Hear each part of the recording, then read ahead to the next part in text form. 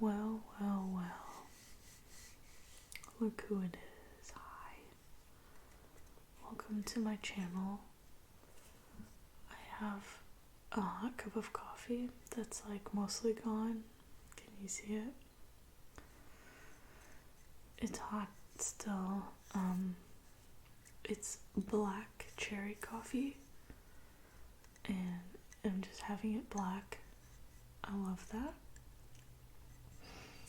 I'm a little sick right now, and I'm wrapped in a heated blanket, one of those electric blankets, and I'm gonna start work really soon. I have a new job that I'm really happy about, and I'm happy, but I thought we could just hang out for a little bit before work. It's super early here in California.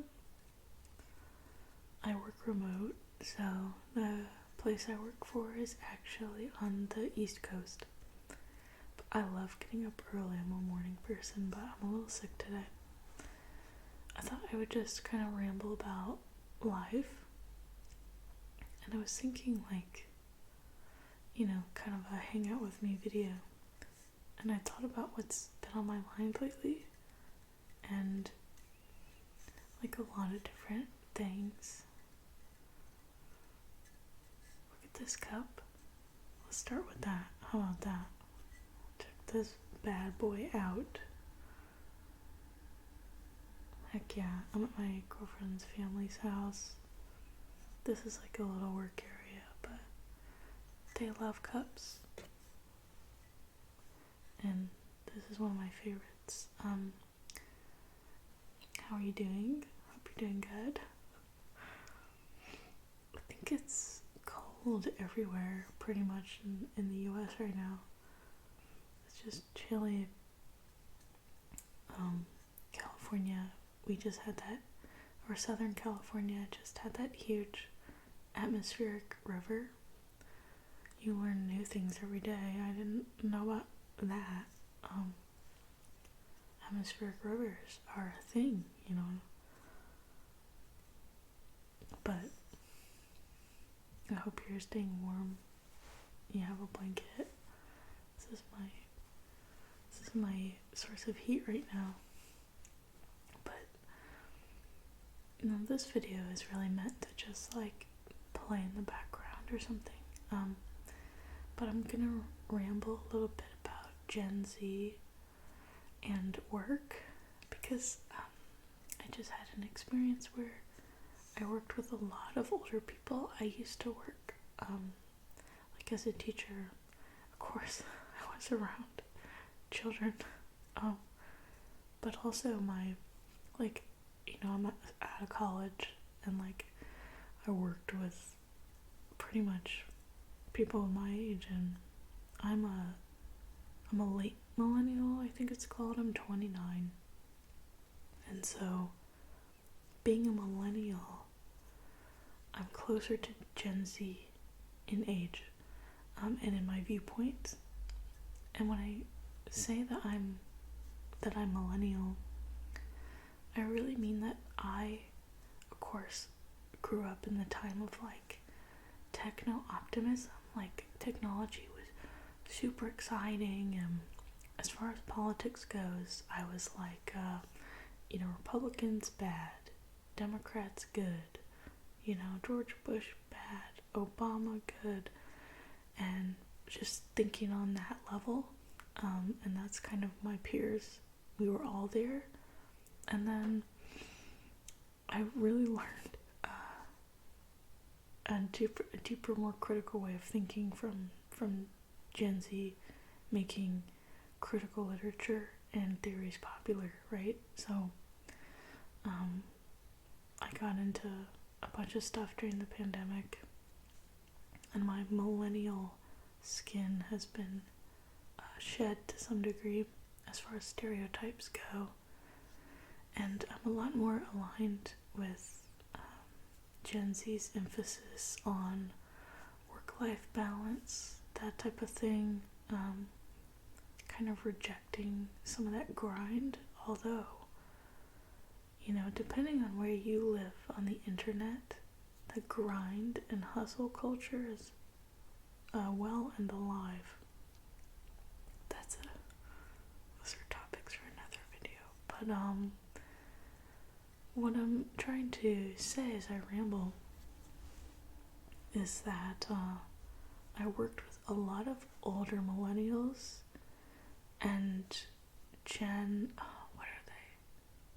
Generation X. I googled it, right? Gen X. I worked with a lot of millennials and Gen X. And no Gen Z. I was kind of the youngest person around most of the time. Yeah. Anyway, I see writing about Gen Z in the workplace, and they're, I think, labeled the hardest to work with, the most difficult to work with. But there is, of course, a counter narrative that difficulty comes from them challenging a status quo, which could be unhealthy. It could be unhealthy, and there's the kind of the back and forth, cannonball fight is that you've got accusations of Gen Z being kind of snowflakes who need a million accommodations to the point of being unreasonable, and that they just don't want to work, and they don't want to do anything, and they don't have perseverance or grit or resilience. And then the other cannonball, coming back across the lines is that workplaces need to accommodate work-life balance, that a job is not everything and should not be everything, that there should be expectations of, or better expectations of, pay transparency, essentially that workplaces are kind of outdated, and there's so much that's been broken open by the pandemic, such as being able to work from home. Like, clearly I'm working wrapped in an electric blanket, right? That type of thing. And this video is not going to be scholastically rigorous, analysis of that fight and that accusation, but a personal throwing my little, hat in the ring to say I worked a job that is so outdated in its philosophy that when I read about Gen Z in the workplace, I totally get it. I would hear, actually, millennials, early millennials, closer to Gen X, talk about Gen Z and just say the wackiest stuff, they would say things like, Gen Z does not know how to work, and they show up and they complain about work-life balance, but wait till you get to your 60-hour work week grind. You think you're burnt out now, wait till you get to where I am, or where I was when I was working on my master's degree or my advanced degree. And instead of thinking, is there anything true about Gen Z, that age demographic, students or young professionals making these complaints, instead of thinking, is there anything to that, it was more like, oh, you babies, grow up, that's nothing compared to what I'm doing. And it was such a weird thing to watch. Don't you also want work-life balance? Isn't that, are you sick of getting up at 4 a.m. and commuting and working until 7 and then commuting and not having a life. I don't know. Seems like what would help Gen Z would help you. But it was just a weird workplace thing that I never encountered before, because I've normally worked with people in my demographic. And being around a bunch of Gen X and older millennials, it was so different. It was so different that now, when I see this debate unfolding, I have a bit of an emotional, like a personal opinion now. I've got a bit of a real life experience where I think, I don't know, Gen Z's onto something for real about work. Yeah, you want to be here all day, at work all day? You don't want a life? Like, I don't know. Instead of telling people to get over it, maybe we could do something about it. I don't know. So, I've been thinking about Gen Z on my mind. I also have an Instagram account, and I am ignoring it for a year. So that's something else in this ramble I can talk about. I am ignoring my Instagram for 1 year, and the goal is not to detach, it's just for fun. Like, I'm gonna try to still get invited to birthday parties and find opportunities to socialize or submit my animations around or things like that. But I'm not gonna use Instagram. It's just an experiment, just to see. It could fail. I might be on Instagram in a month, but I thought it would be fun. Like, the goal would be to actually socialize, like, as much as possible, but without social media. And maybe I might be able to socialize even more, and hopefully be able to destroy this idea that it's Instagram that's keeping me connected to people. Right? Like, can't I be connected to people? Anyways,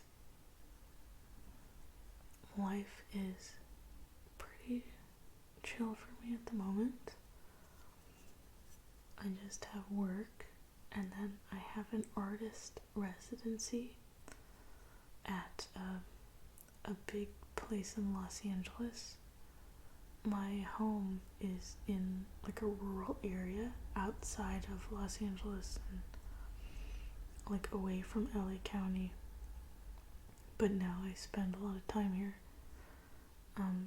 My girlfriend is here, and then I have this residency, so I have to make some art pieces, and I'm writing a lot and reading a lot, and I think it would be fun to make a video about what an average day looks like.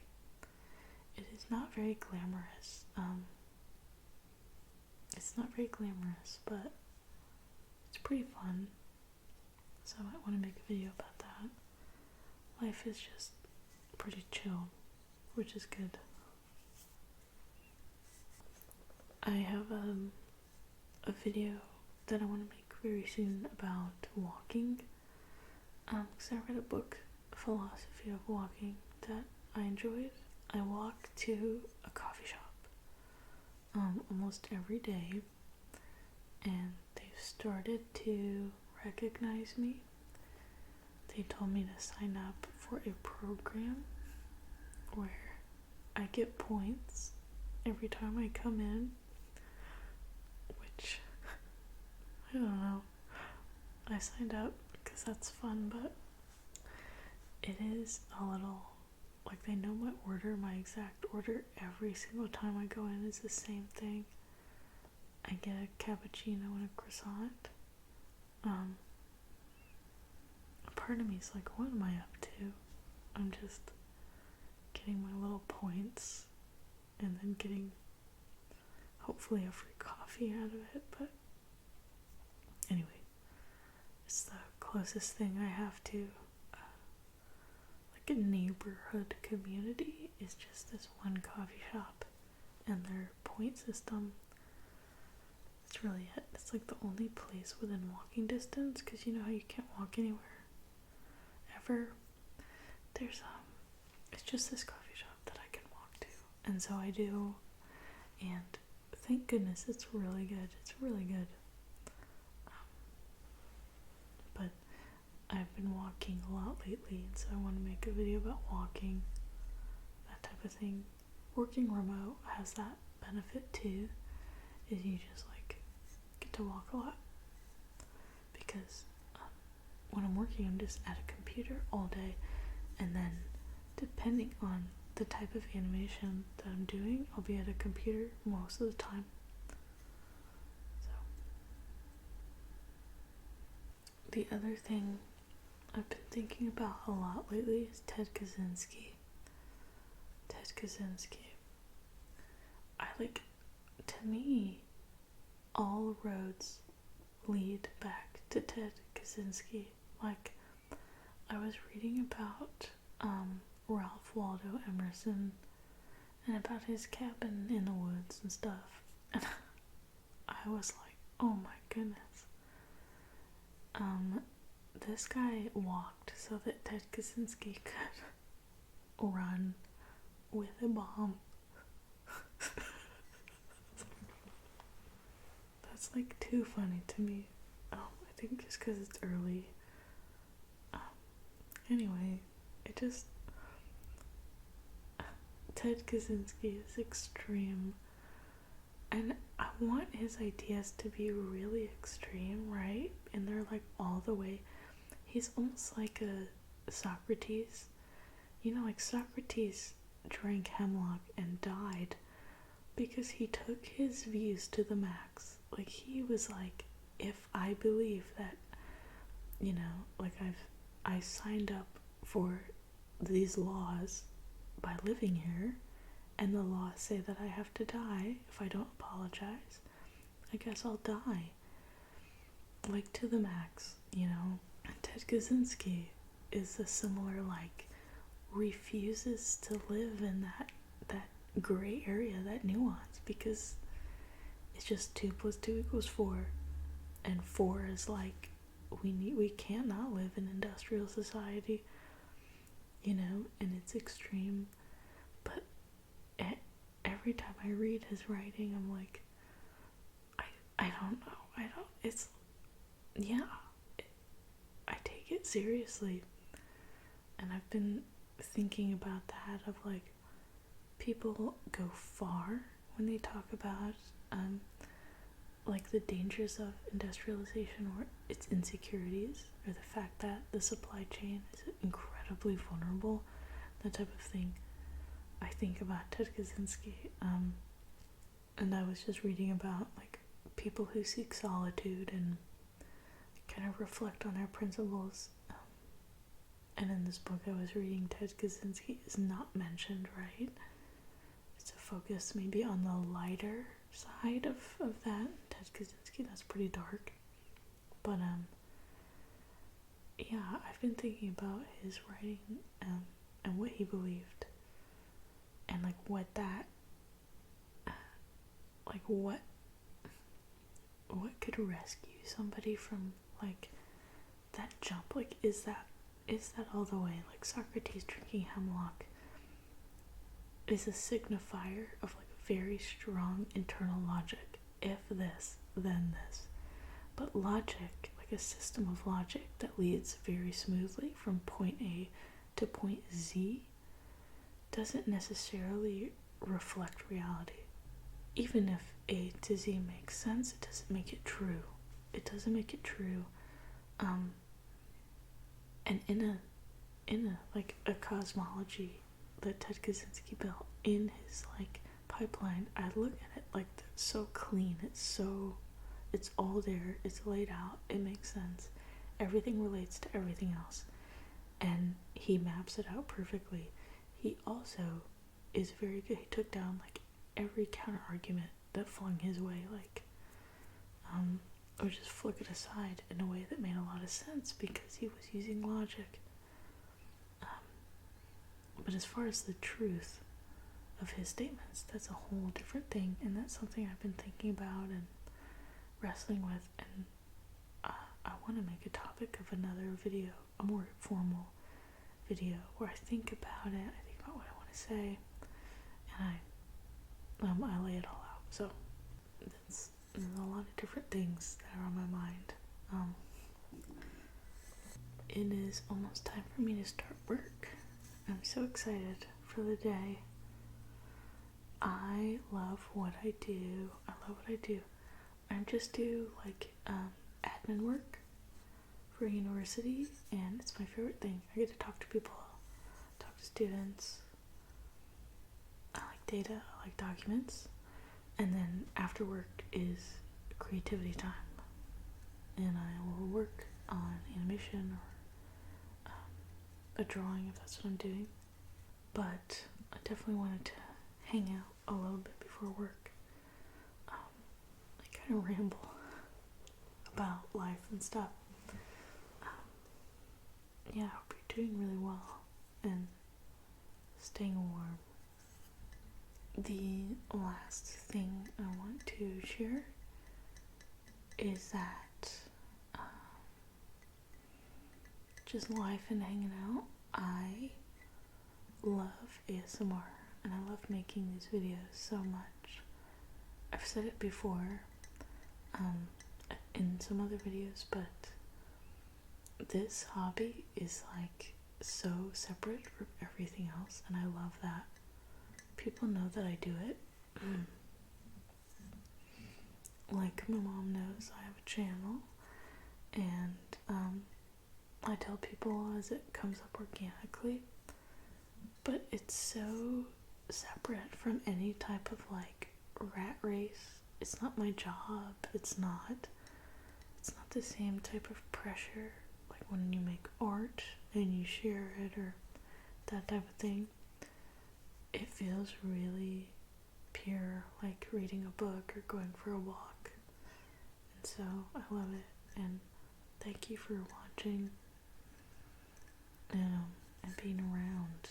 I watch ASMR like every day.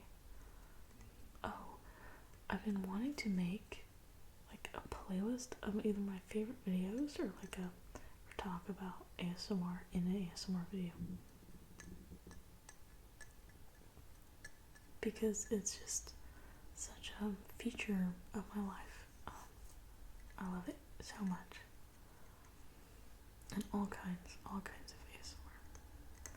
But okay, I'm going to hop off so that I can get ready for work and get the day going, get a second coffee. So thank you so much for hanging out with me in the morning and